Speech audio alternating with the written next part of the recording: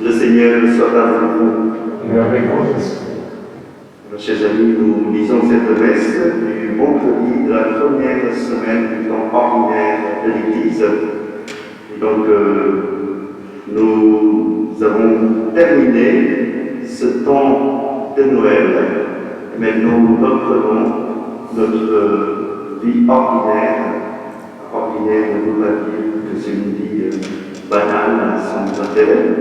Ordinaire, on dit tout simplement comme une vie qui est ordonnée, qui est dans l'ordre, des choses habituelles. Donc retournons-nous vers le Seigneur et reconnaissons tous ensemble que nous sommes pécheurs pour nous préparer à la célébration de l'Eucharistie. Je confesse à Dieu Tout-Puissant, je reconnais devant mon frère que j'ai péché en pensée, en parole, par action et par omission. Oui, j'ai vraiment péché. C'est pourquoi je supplie la Vierge Marie, les anges et tous les saints, et vous aussi, mes frères, de prier pour moi, le Seigneur, notre Dieu. Et que Dieu Tout-Puissant nous fasse miséricorde, et qu'il nous pardonne nos péchés, et nous conduise à la vie éternelle. En pitié, Seigneur, ô Seigneur, en pitié, Seigneur, ô Seigneur, en pitié, ô Christ, en pitié,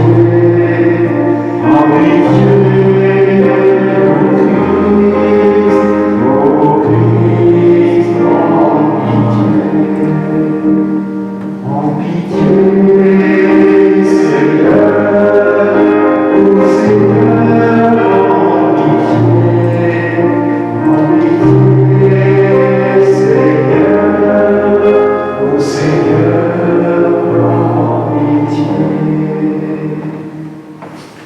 Prions le Seigneur.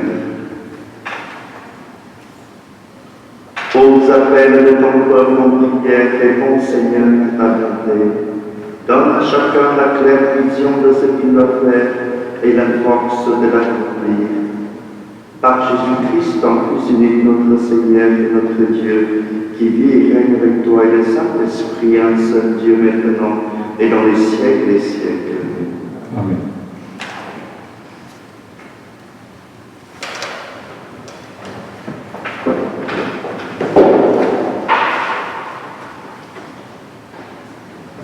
Lecture de la lettre aux Hébreux. Frères, craignons que tant que demeure la promesse d'entrer dans le repos de Dieu, craignons que l'un d'entre vous n'arrive en quelque sorte trop tard. Certes, nous avons reçu une bonne nouvelle comme ces gens-là. Cependant, la parole entendue ne leur servit à rien, parce qu'elle ne fut pas accueillie avec foi par ses auditeurs. Et nous qui sommes venus à la foi, nous entrons dans le repos dont il est dit. Dans ma colère, j'en ai fait le serment.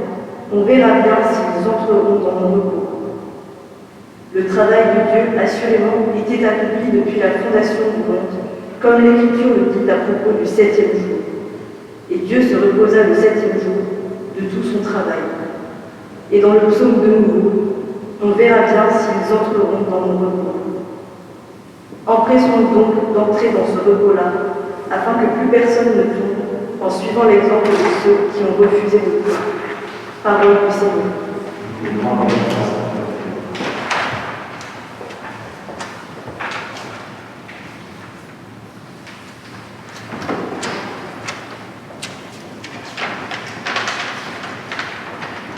N'oubliez pas les exploits du Seigneur. N'oubliez pas les exploits du Seigneur. Nous avons entendu et nous savons ce que nos pères nous ont raconté, les titres de gloire du Seigneur, sa puissance et les merveilles qu'il a faites. N'oubliez pas les exploits du Seigneur. Pour que l'âge suivant les connaisse et leur descendance à venir, qu'ils n'oublient pas les exploits du Seigneur, mais observent ses commandements. N'oubliez pas les exploits du Seigneur. Qu'ils ne soient pas, comme leur père, de génération indocile et rebelle, génération de cœurs inconstants et d'esprits infidèles. N'oubliez pas les exploits du Seigneur.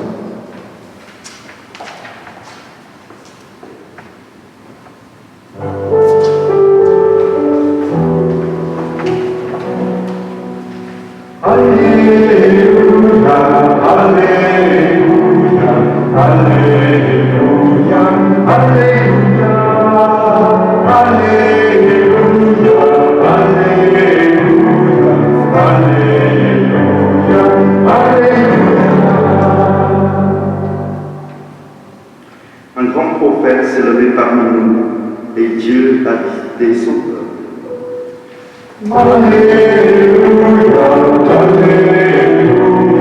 Alléluia,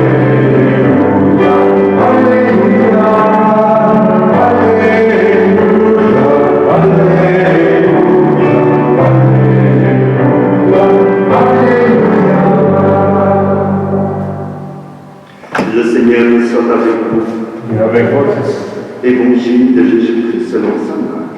Gloire à toi, Seigneur. Quelques jours après la guérison d'un lépreux, Jésus revient à Capharnaüm et l'on apprit qu'il était à la maison. Tant de monde s'y rassembla qu'il n'y avait plus de place, pas même devant la porte, et il annonçait la parole.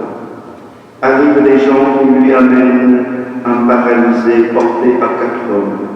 Comme ils ne peuvent pas l'approcher à cause de la foule, ils découvrent le toit au-dessus de lui. Ils font une ouverture et descendent le brancard sur lequel était couché le paralysé. Voyant le toit, Jésus dit au paralysé, « Mon enfant, tes péchés sont pardonnés. » Or, il y avait quelques scribes assis là qui raisonnaient en eux-mêmes. Pourquoi celui-là parle-t-il ainsi? Il blasphème. Qui donc peut pardonner les péchés sinon Dieu seul? Percevant aussitôt dans son esprit les raisonnements qu'il se faisait, Jésus leur dit, « Pourquoi donnez-vous de tels raisonnements? Qu'est-ce qu'il lui fascine? Dire à ce paralysé tes péchés sont pardonnés, ou bien lui dire lève-toi, prends ton brancard et marche. Eh bien, pour que vous sachiez que le Fils de l'homme a autorité pour pardonner les péchés sur la terre. » Jésus s'adressa au paralysé, « Je te le dis, lève-toi, prends ton brancard et rentre dans la maison. » Il se leva, prit aussitôt son brancard et sortit devant tout le monde. Tous étaient frappés de stupeur et rendaient gloire à Dieu en disant, « Nous n'avons jamais rien vu de pareil. » Acclamons la parole de Dieu. Louange à toi, Seigneur Jésus. Voilà donc depuis quelques jours, nous entrons dans ce temps ordinaire de l'Église, le temps où nous vivons avec Dieu dans notre vie de tous les jours. Nous avons repris nos occupations habituelles. L'évangile de ce jour nous parle aussi de ce que Jésus fait dans la vie ordinaire. Il y a trois choses que j'aimerais vous partager. La première, c'est que Jésus, il habite à Nazareth, mais il commence son ministère, sa mission à Capharnaüm. Et Capharnaüm, en hébreu, veut dire la maison de consolation. Voilà. Et donc, Dieu commence sa mission dans la maison de consolation. C'est ainsi que la promesse de Dieu, que nous nous avons entendu pendant tout le temps de l'Avent, avec le prophète Isaïe, consolez mon peuple. Voilà, Dieu est là au cœur de notre vie pour nous apporter la consolation de sa présence, mais aussi de ce qu'il a pu, de ce qu'il peut faire dans notre vie. Deuxième chose, ce qui est un peu curieux, c'est que le paralysé, l'intéressé du miracle, il n'a rien parlé, il n'a rien demandé. Mais Dieu a agi, Dieu a guéri ce paralysé grâce à la foi de ceux qui sont autour de lui. L'Évangile disait, il y a les gens qui arrivent, qui amènent à Jésus un paralysé porté par 4 hommes. Et ce sont les gens qui ont la foi. Et cette foi les a poussés d'agir, en fait.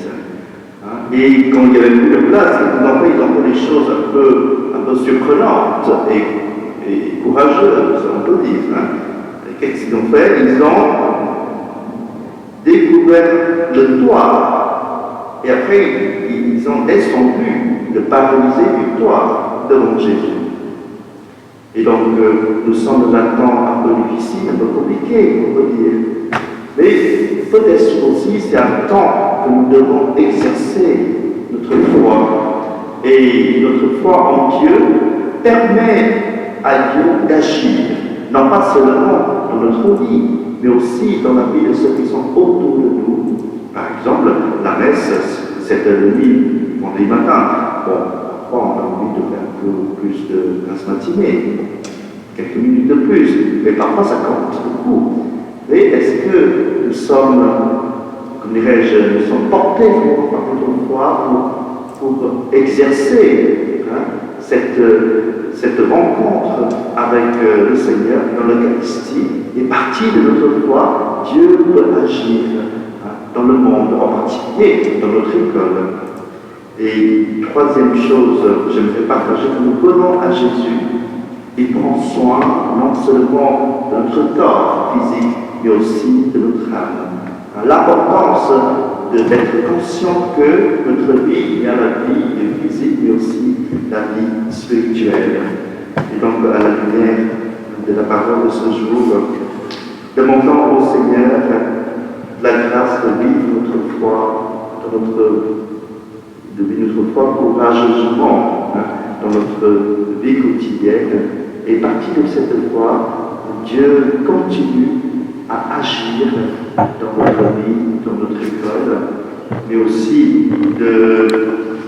d'être conscient de le bienfait de Dieu, non seulement sur notre physique, sur notre corps, mais sur notre âme, et pourquoi pas dans la journée, ici à l'école aussi, ce que vous avez à faire. Prenez un temps pour revenir à Jésus et pour lui demander cette force de l'âme, mais aussi de corps.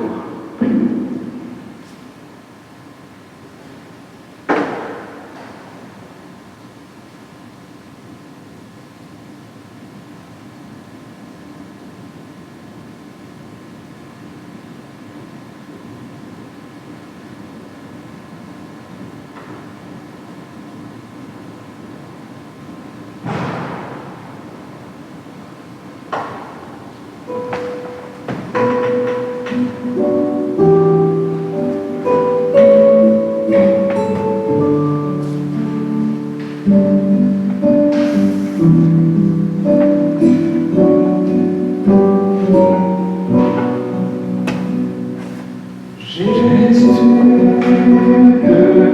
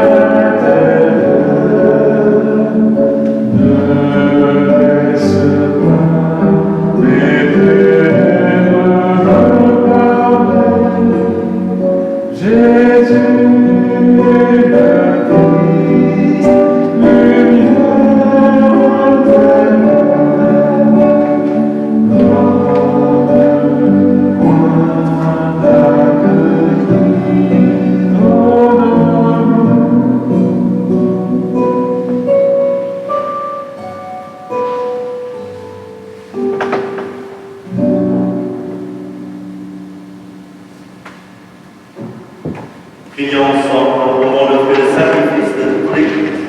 Pour la gloire de Dieu et le salut du monde. Daigne accepter, Seigneur, l'offrande de ton peuple, qu'elle contribue à le sanctifier et lui obtienne ce qu'il demande avec confiance par Jésus le Christ, notre Seigneur. Amen.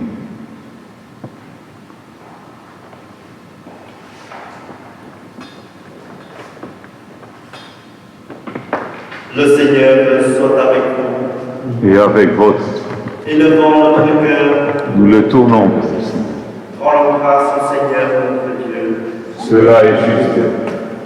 Vraiment, il est juste et bon de devons pouvoir nous offrir notre action de grâce toujours au Dieu. À toi, Père très saint, Dieu éternel, puissant, par le Christ notre Seigneur, le rappel de sa mort provoque notre amour, l'annonce de sa résurrection ravive notre foi, et la promesse de sa venue nourrit notre espérance. C'est pourquoi, avec les anges et tous les saints, nous chantons et proclamons.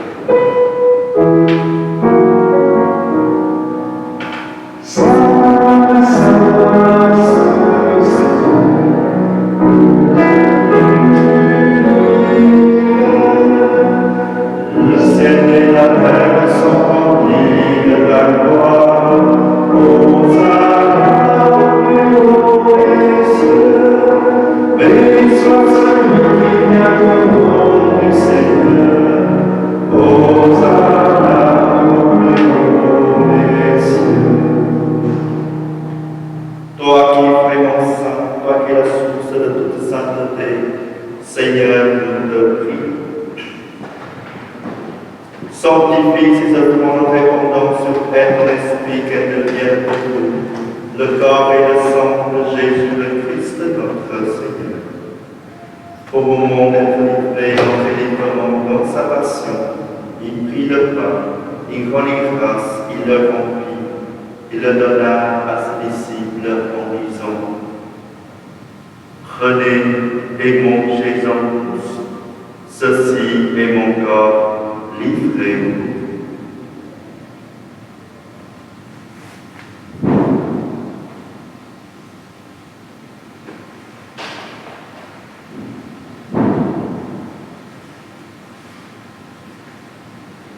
De même, à la fin du repas, il prit la coupe de nouveau, il rendit grâce et la donna à ses disciples en disant: Prenez et buvez-en tous, car ceci est la coupe de mon sang, le sang de l'alliance nouvelle et éternelle qui sera versé pour vous et pour la multitude en rémission des péchés.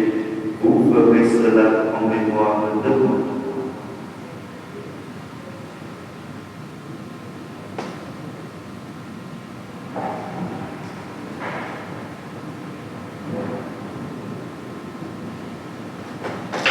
Il est grand le mystère de la foi. Proclamons ta mort.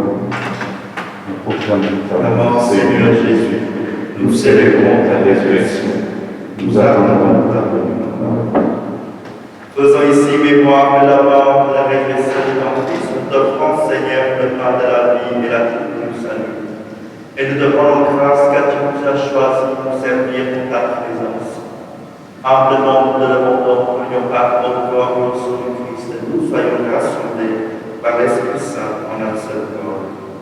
Souviens-toi, Seigneur, de ton Église répandue à travers le monde, de la grandir dans ta charité avec le pape François, notre évêque Jean-Paul, notre Saint-Pierre Jean-Marie, et tous ceux qui ont la charge de ton peuple.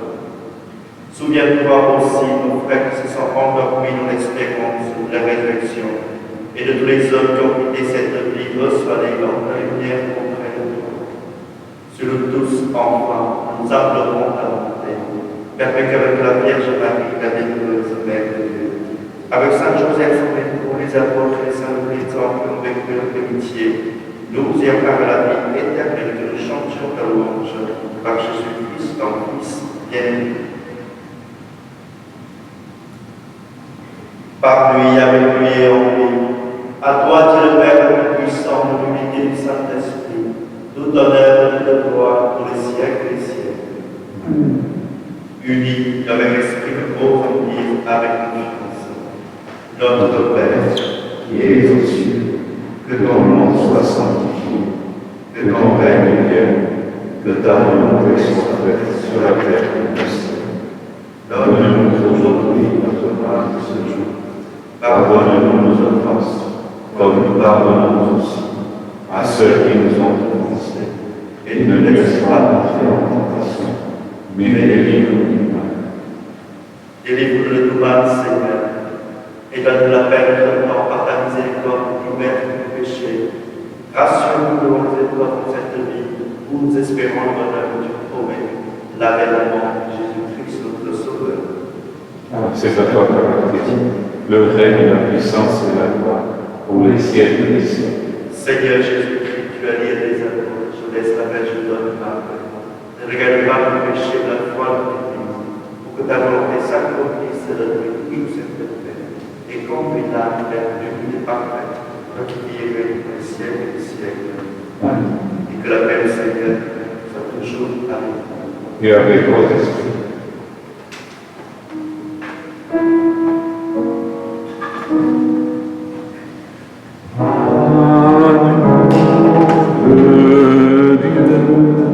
Qui enlève le péché du monde, prends pitié de nous, prends pitié de nous.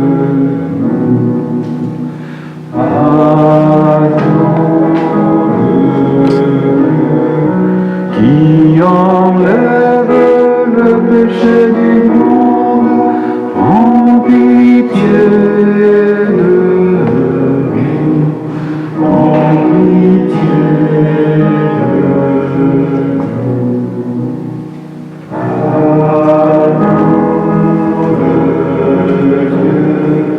Qui enlève le péché du monde, donne-nous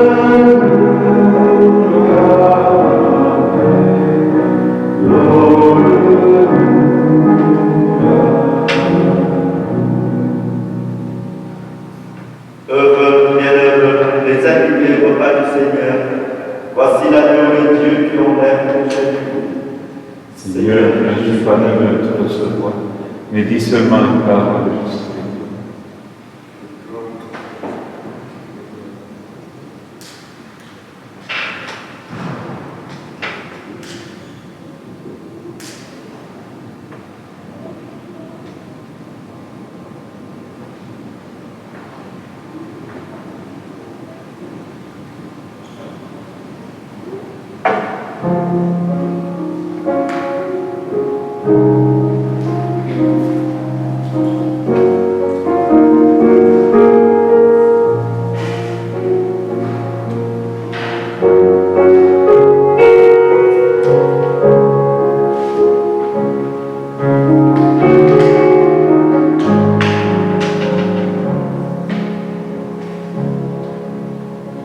Voici le corps et le sang du Seigneur, la cour du salut et le pain de l'amour. Dieu immortel se donne en nourriture, pour nous la vie éternelle. Ouvre-moi c'est le Père, le Seigneur lui plein et du fond, pour que soit accompli de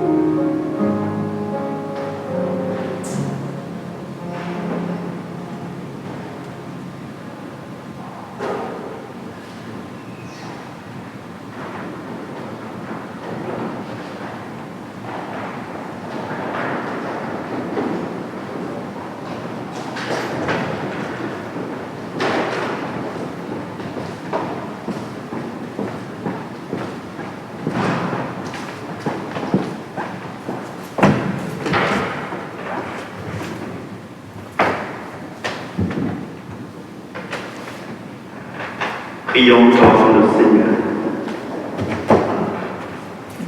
Nous t'en supplions, Dieu Tout-Puissant, toi qui refais nos forces par tes sacrements, donne-nous aussi le pouvoir de servir par une vie qui te plaise. Par Jésus le Christ, notre Seigneur. Amen. Voilà, bien sûr, nous portons notre prière vers Raymond et ses confrères qui sont un peu confinés en quarantaine. Voilà. Prions pour qu'ils puissent retrouver vite leur activité normale. Le Seigneur soit avec nous. Il est avec toi. Et que Dieu Tout-Puissant nous bénisse et nous garde, le Père, Fils et Saint-Esprit. Amen. Allez de la paix de Christ. Amen. Amen.